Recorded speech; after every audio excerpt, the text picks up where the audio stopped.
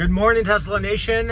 Good morning, Juju Gang. Happy Friday. Another video. Yes, I'm back in action, back in Vancouver, back on my driving videos, back with the live streams on Sundays. I hope everyone's doing well. As you guys know, other than on X and on Discord for Patreon members, I haven't really posted anything since earnings. And I want to give my thoughts about earnings. And I think the big key takeaways that we have from earnings. And I don't want to go through what revenue was, what margin was. I think by now everyone and their mom kind of, if they wanted to, has come across that information. I want to go through more of my gut reaction to earnings and where I think Elon's head is. Really, I mean, let's face it. That's what the key part of the earnings was. But first, if you didn't really watch the earnings call, and I was tuning in, and we had our big mega live stream going. This earnings call, Elon presented his kind of doomsday macro self a little bit. And of course, Tesla fell 10% yesterday. Wall Street, if you don't know this already, Wall Street hates it when executives of stocks or companies, I should say, or CEOs in particular, try to paint the brush of macro on their weak earnings / guidance. Now, not weak in the sense where Tesla didn't beat expectations, but weak in general with a historic trend. And now Elon coming out and saying, look, interest rates have demolished everything that's happened with our demand because, you know, payments are too high. At the same time, kind of saying, look, advertising isn't going to do anything. We need to drive down prices even more. We need to go down lower past the RAV4. It's kind of brought everything into this light where Wall Street, which love them or hate them, Wall Street is what dictates the majority of volume. Wall Street and I should say also HFT's high frequency trading makes up the majority of the trading volume. You know, when sentiment turns like that, it's very easy to hit that bid. Okay, no pun intended. But when this happens, shorts can pile on, which is what we saw yesterday, and I think we'll probably have a relief rally here next week. But shorts can pile in. And we're looking at this level now where Tesla at 220-ish bucks, where we're talking about essentially on Tesla hitting the 200-day moving average again. And Tesla stock has been flat for about 2 or 3 years now. And if you look at the stock and you just simply say, Elon, what are you doing by highlighting the amount of macro pain that you see? In my opinion, I think Elon is trying to slow the roll, of course, of the Cybertruck. He explicitly said as much.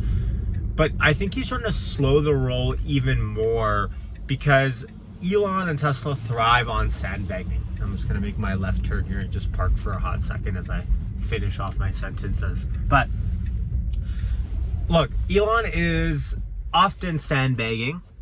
But at the same time, Elon is hard to read because at the same time, he also does the opposite, where he says FSD should be live 2 years ago. So you don't really know sometimes how to take Elon, right? You look at him with his optimistic takes, you look at him with his pessimistic takes. And I saw a comment on the live stream that said something to the effect of, well, Elon has been following too many doomsday accounts on Twitter, and that's why he has this full-on sentiment.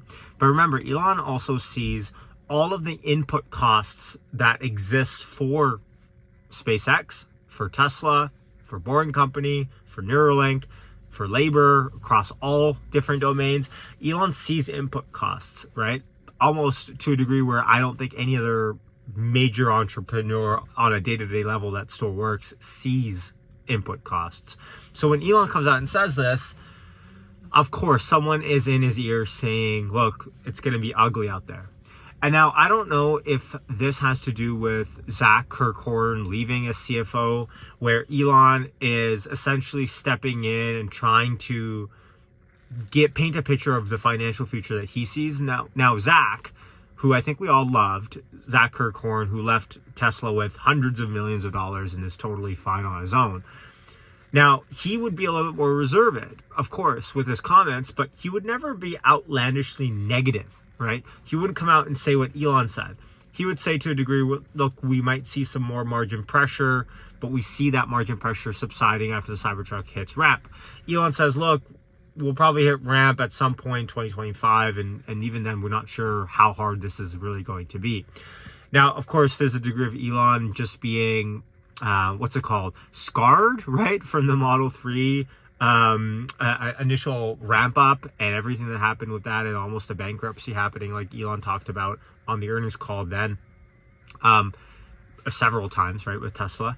But my read of this is simply that Elon is overly pessimistic because of maybe a few people in his ear, maybe a few input costs that he's seeing. He's overly pessimistic to, number one, settle expectations, slow the roll, of course, and then also set up a major monster beat in the years to follow. But number three, which I don't see people talking about, is to kind of put competition off a little bit.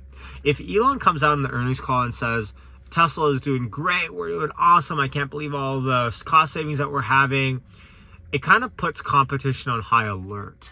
It kind of puts, and not that the competition is even watching right now with all the UAW mess going on, but it kind of puts competition on high alert.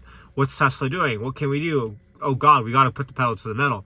But Elon's saying, look, it's a tough environment out there. He's almost like making excuses for legacy, which probably puts them on the back burner even more, and says, we can chill a little bit. And I think Elon subconsciously maybe knows this.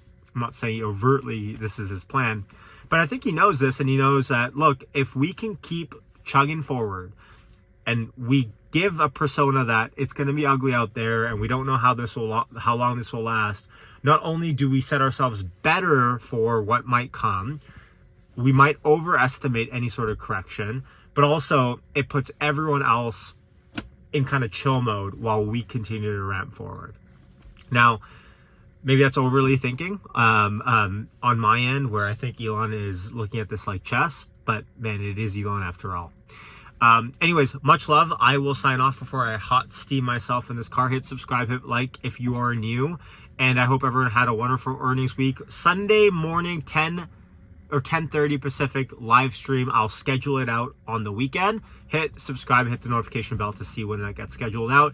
Join me on the live stream, and remember, you can join those calls. Those calls are open, and those calls I take callers in for, and it's always a fun time.